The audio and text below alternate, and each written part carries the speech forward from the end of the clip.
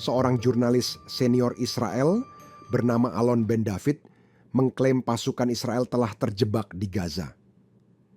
Awalnya, Ben David menyebut perang yang dikobarkan Israel di jalur Gaza, Lebanon, dan Suriah mirip dengan jebakan saat Israel menginvasi Lebanon tahun 1982.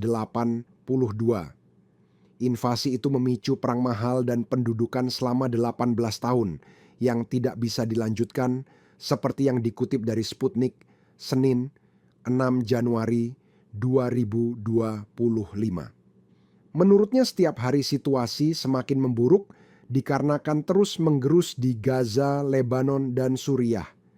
Dia mengatakan di tengah berlanjutnya konflik, nasib warga Israel di utara dan selatan tetap tidak menentu. Tidak diketahui apakah mereka akan bisa kembali pulang ke rumah masing-masing. Salah satu yang menjadi sorotan Ben David adalah wilayah Israel Utara yang terdampak oleh pertempuran Israel-Hizbullah. Warga Israel di sana terpaksa mengungsi. Dia menyebut baru ada sedikit warga Israel yang kembali sejak gencatan senjata antara Israel dan Hizbullah diumumkan.